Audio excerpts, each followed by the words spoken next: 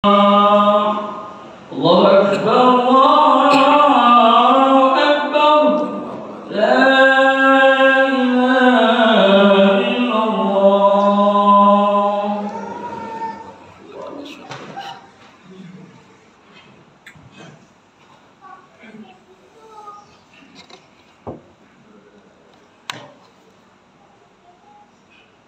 الحمد لله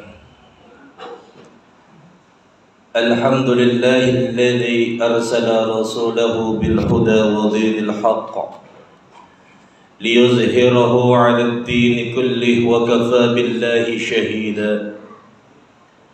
أشهد أن لا إله إلا الله وحده لا شريك له، وأشهد أن سيدنا ونبينا محمدا عبده ورسوله. اللهم فصل وسلم وبارك وكرم وشرف وعظيم على سيدنا محمد وعلى آله وأصحابه أجمعين. أما بعد فيا عباد الله أوصيكم ونفسي بتقوى الله وطاعته لعلكم تفلحون. وقال تعالى يا أيها الذين آمنوا اتقوا الله حق تقاته ولا تموتن إلا وأنتم مسلمون. وقال تعالى أيضا وما أرسلناك إلا رحمة للعالمين. وقال النبي صلى الله عليه وسلم من أحيا سنتي فقد أحبني ومن أحبني كان معي في الجنة. صدق الله وصدق رسول الله صلى الله عليه وسلم. Ma'asyiral muslimin, jamaah salat fardu Jum'ah yang dimuliakan Allah Subhanahu wa ta'ala. Puji syukur marilah kita panjatkan kehadirat Allah Subhanahu wa ta'ala yang dengan limpahan curahan rahmat dan karunia-Nya, nikmat iman dan Islamnya, terlebih nikmat sehat jasmani dan rohaninya, sehingga pada kesempatan Jumat siang hari yang penuh dengan keberkahan dan kemuliaan ini, kita masih sama-sama dapat melangkahkan kaki kita dari rumah menuju masjid yang mulia ini dalam rangka melaksanakan salah satu tugas dan kewajiban kita yang mengaku dirinya beriman kepada Allah Subhanahu wa ta'ala, yakni melaksanakan salat fardu Jum'ah di masjid yang kita cintai ini. Mudah-mudahan segala niat ikhlas kita serta langkah kaki kita senantiasa dicatat oleh Allah Subhanahu wa ta'ala sebagai amal ibadah kita kelak nanti di yaumil qiyamah di hadapan Allah Subhanahu wa ta'ala. Amin ya rabbal alamin. Salawat dan iring salam semoga tercurah keharibaan junjungan kita baginda Nabi besar Muhammad sallallahu alaihi wasallam. Dengan penuh harapan dan doa, mudah-mudahan kita semuanya yang hadir duduk di dalam masjid yang mulia ini senantiasa termasuk umat yang cinta dan setia mengikuti ajaran-ajaran dan sunnah-sunnah yang diajarkan oleh baginda Nabi besar Muhammad sallallahu alaihi wasallam. Ma'asyiral muslimin, jamaah salat fardu Jum'ah yang dimuliakan Allah Subhanahu wa ta'ala. Melalui mimbar Jumat yang mulia ini, Al-Fakir tak lupa berwasiat khususnya untuk diri Al-Fakir pribadi dan umumnya untuk para jamaah sekalian. Marilah senantiasa kita meningkatkan kadar kualitas dan kuantitas keimanan serta ketakwaan kita kepada Allah Subhanahu wa ta'ala. Takwa dalam arti yang sebenar-benarnya, yakni imtizalul awamirillah wajtinabun nawahi, senantiasa taat, tunduk dan patuh terhadap segala perintah Allah Subhanahu wa ta'ala dan berusaha serta berupaya dengan sekuat tenaga kita untuk menjauhi segala larangan Allah Subhanahu wa taala. Karena dengan bekal takwa itulah kita semuanya berharap ketika Allah Subhanahu wa taala mematikan kita, Allah memanggil kita semuanya, kita mati dalam keadaan beriman dan bertakwa kepada Allah Subhanahu wa taala. Dan dengan bekal takwa itu pula lah kita semuanya berharap ketika kita mati dalam keadaan husnul khatimah. Amin ya rabbal alamin. Ma'asyiral muslimin, jamaah salat fardu Jum'ah yang dimuliakan Allah Subhanahu wa taala. Hari ini kita sudah berada di hari Jumat pertama daripada bulan Rabiul Awal, di mana kita berada pada satu bulan yang mulia, karena di dalamnya dilahirkan manusia mulia yang dimuliakan oleh Zat yang maha mulia. Di mana di bulan Rabiul Awal dilahirkan manusia besar yang kebesarannya dibesarkan oleh Zat yang maha besar, yaitu Allah Subhanahu wa taala. Di mana pada saat ini di bulan Rabiul Awal sama kita ketahui bahwa dilahirkannya baginda Nabi besar Muhammad sallallahu alaihi wasallam, manusia mulia, manusia agung, manusia yang sangat cinta kepada umatnya, bukan hanya di dunia, bahkan kecintaan baginda Rasulullah sallallahu alaihi wasallam kepada umatnya sampai di akhirat nanti, jamaah yang dirahmati Allah. Sama kita ketahui di mana kecintaan Rasulullah sallallahu alaihi wasallam bukan hanya saat di dunia saja, ketika Rasulullah ingin menghembuskan napas yang terakhirnya, yang dipanggil bukanlah anaknya, bukanlah istrinya, tapi ummati, ummati dan ummati, umatku, umatku dan umatku, kata Rasulullah. Betapa besar kecintaan Rasulullah kepada kita semuanya. Yang jadi pertanyaannya buat kita, seberapa besar kecintaan kita kepada baginda Rasulullah sallallahu alaihi wasallam? Rasulullah cinta sama kita sampai di akhirat, sampai ketika hari kiamat tiba, semuanya sudah meninggal dunia, Allah membangkitkan semuanya. Yang dibangkitkan pertama kali para malaikat, malaikat Jibril dan Mikail diutus ke bumi untuk mencari kuburnya Rasulullah. Ketika dibangkitkan Rasulullah, yang ditanya bukan di mana istri saya, di mana keluarga saya, tapi yang ditanya sama Jibril, aina ummati ya Jibril, di mana umatku ya Jibril. Saking cintanya baginda Rasulullah kepada kita. Adakah di antara pemimpin kita saat ini yang kecintaannya kepada rakyatnya melebihi kecintaan kepada dirinya sendiri? Jawabannya pasti tidak ada, jamaah yang dirahmati Allah Subhanahu wa taala.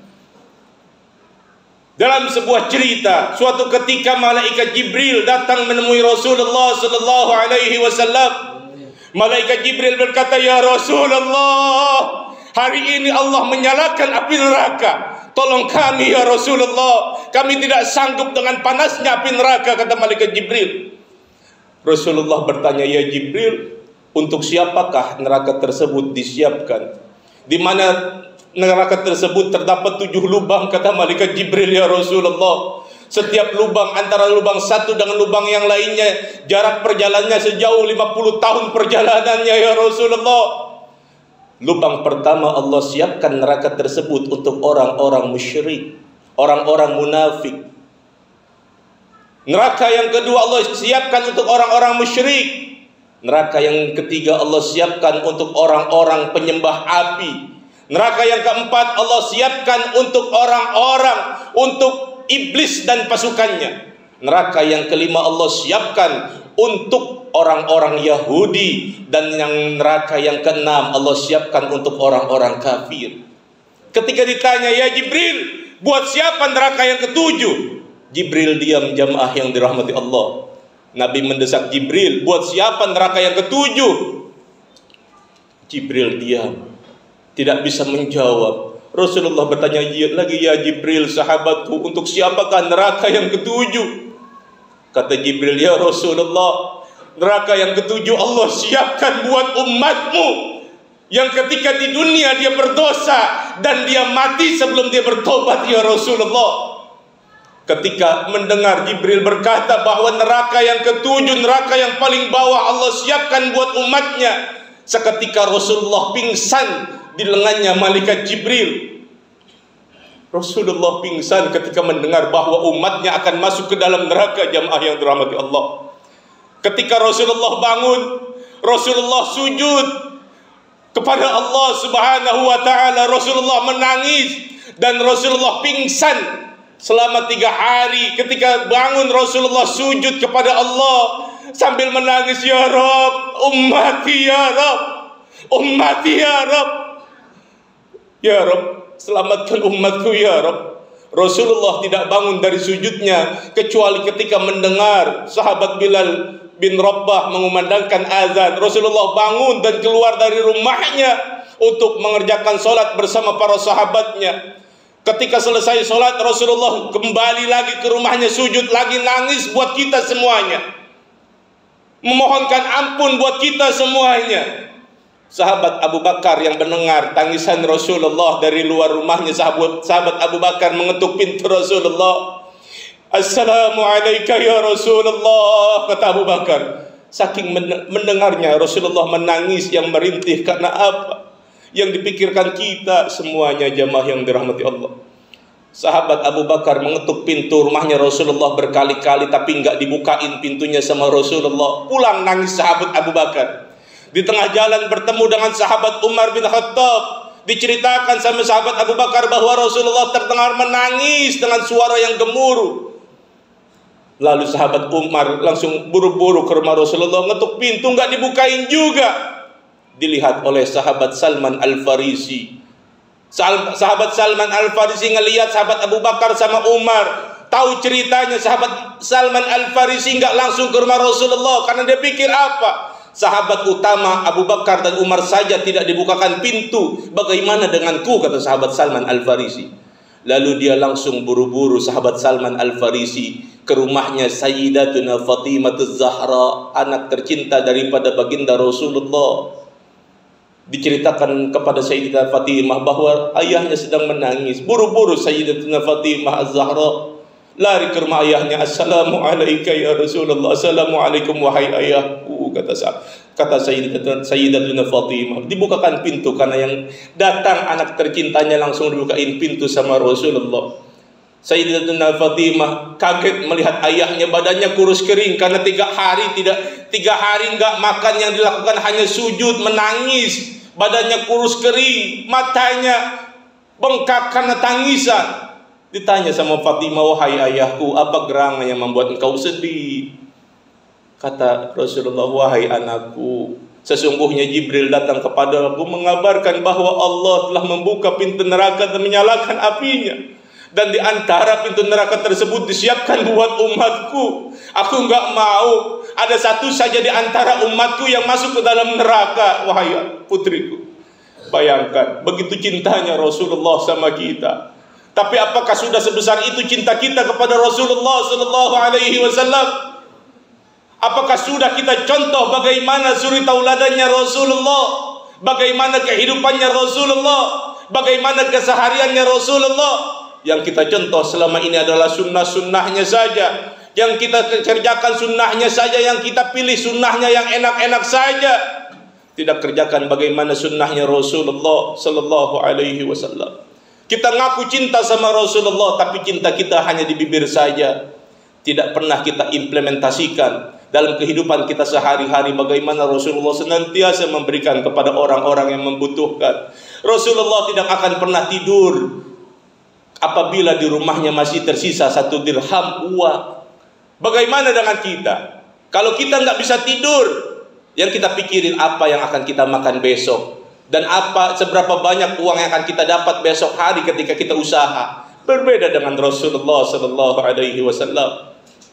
Jauh kecintaan kita kepada Rasulullah sallallahu alaihi wasallam. Oleh karena itu, mari melalui momentum yang mulia ini dan masih berada di bulan yang mulia ini, yuk kita tumbuhkan lagi kecintaan kita kepada baginda Rasulullah sallallahu alaihi wasallam.